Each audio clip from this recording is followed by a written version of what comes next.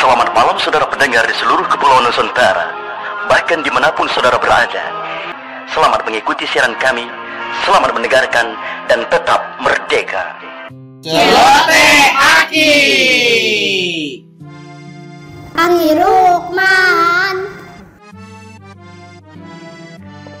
Inilah Aki Rukman.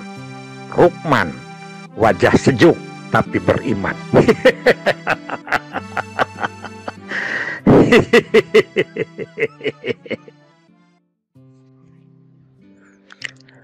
Assalamualaikum warahmatullahi wabarakatuh. Selamat dan salam sejahtera buat kita semua. Alhamdulillah kita sampai ke episode 32 celoteh ini.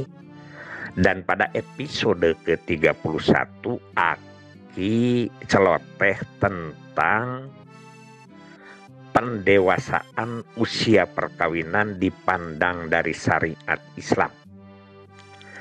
Kita lanjutkan dengan pandangan hukum nikah dan memiliki keturunan. Jadi sambungannya seperti itu. Pernikahan merupakan sebuah perintah agama yang diatur oleh syariat Islam dan merupakan satu-satunya jalan penyaluran seks yang disahkan oleh agama Islam. Dari sudut pandang ini, maka pada saat orang melakukan pernikahan, pada saat yang bersamaan dia bukan saja memiliki keinginan untuk melakukan perintah agama atau syariat, namun juga memiliki keinginan memenuhi kebutuhan biologisnya yang secara kodrat memang harus disalurkan.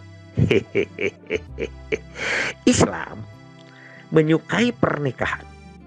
Banyak sekali ayat-ayat Al-Quran yang memberikan anjuran untuk menikah. Di antaranya adalah surat ke-30 Rum ayat 21. Wa min ayatihi an khalaqalakum min anfusikum azwaja litaskunu ilaiha wa ja'ala bainakum mawaddata warahmah inna fi dzalika la ayatil liqaumi yatafakkarun. Di situ diceritakan bahwa diciptakanlah manusia berpasang-pasangan supaya kamu cenderung merasa tentram dan dijadikannya antara kamu rasa kasih sayang. Sesungguhnya pada yang demikian itu benar-benar terdapat tanda-tanda bagi kaum yang berpikir. Nah, awas ya, jangan lupa. Kadang-kadang banyak yang dikatakan dari itu wamin ayatihi dan lain sebagainya, tapi yang terakhir tidak disebut. Ini para KUA juga Aki sering celoteh. Hei, tuh para KUA, ceritakanlah bahwa kawin itu ya tafakarun bagi orang-orang yang berpikir. Selanjutnya di surat 16 An-Nahl 72, wallahu ja'ala lakum min anfusikum azwajan wajalakum min azwajikum banina wa hafadatan wa rojaqakum minat thayyibati. Nah, Allah menjadikan kamu adalah istri-istri jadi dari jenis kamu sendiri dan menjadikan bagimu istri-istri kamu itu anak-anak dan cucu-cucu dan memberimu rezeki dari hal yang tidak disangka-sangka dan dengan jalan yang baik. Nah, Nabi mengatakan bahwa orang yang menikah untuk melindungi kehormatannya. Begitu riwayat HR Tirmidzi. Oleh karena itu maka kita pandang sekarang bagaimana hukum nikah di dalam Islam. Yang pertama, hukum pernikahan atau perkawinan itu asalnya mubah atau boleh, tetapi dapat berubah menurut situasi dan kondisi. Jadi ada elat, ada hukum, tidak ada elat, tidak ada hukum. Begitu kata Kiai Haji Totoh Abdul Fatah. Ketua MUI Jabar dan pengurus MUI Pusat yang malang melintang berpuluh tahun. Itu orang tua Aki ya. Dapat berubah sebagai berikut. 1. Nikah itu wajib. Wajib. Nikah diwajibkan bagi orang yang telah mampu, yang akan menambah takwa dan dikhawatirkan akan berbuat zina, karena menikah akan menjaga jiwa dan menyelamatkannya dari perbuatan haram. Nah itu ya, jadi yang wajib itu begitu. Dia sudah mampu tapi tidak kawin, hanya dia ngelencer, kata orang Jawa Timur kan seperti itu. Jadi ini wajib. Kalau dia mampu tidak kawin tapi dia melakukan hal-hal yang tidak baik. Yang kedua, nikah itu haram.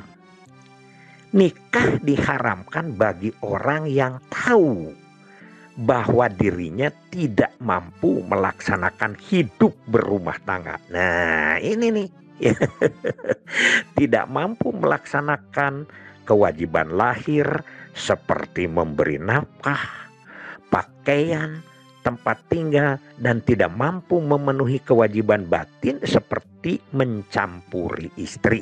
Tuh, begitu. Jadi haram dia kalau dia tidak mampu. Ya, sebelumnya juga sudah dia berpunya pikiran bahwa tidak mampu kalau saya melaksanakan pernikahan. Berarti itu kalau dipaksakan menjadi haram. Ini pandangan Islam ya. Yang ketiga adalah nikah itu sunat.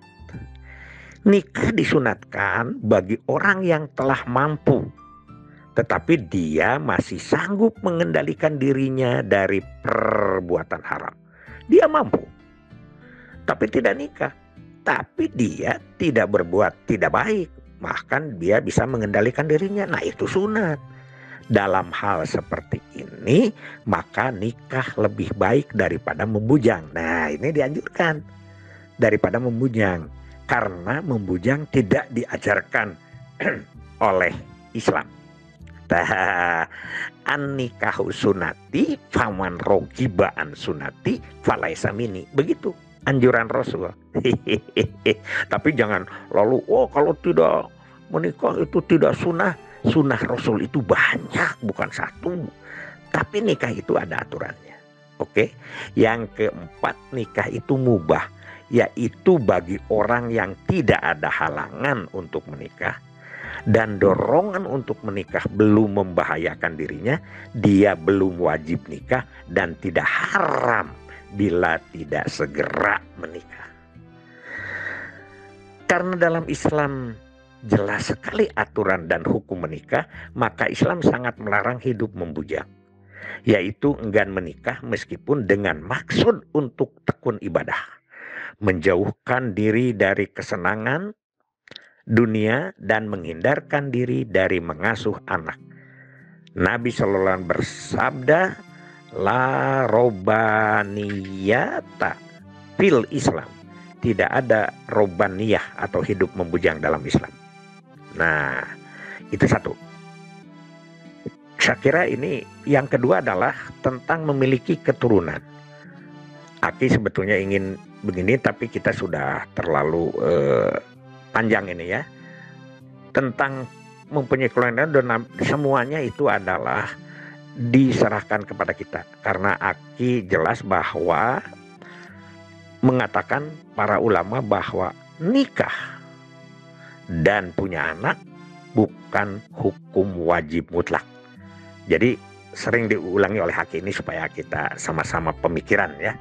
Bukan hakim mutlak. Jadi karena itu keturunan itu bisa kita berdoa kepada Allah ya. Robbana hablana min ajwajina wa dzurriyyatina qurrata a'yun waj'alna lil muttaqina imama. Quran surat ke-25 Al-Furqan 74. Di situ kita adalah ingin punya keturunan yang soleh, keluarga yang sakinah, pasangan dan lain sebagainya. Jadi tidak mudah. Bahkan Kangjeng Nabi Ibrahim ya, di Ibrahim surat ke-31 As-Saffat 100, Robbi habli minasolihin. Kangjeng Nabi Zakaria juga Quran surat ketiga Ali Imran 38, Robbi habli miladunka dzurriyyatan thayyibatan innaka sami'ud du'a.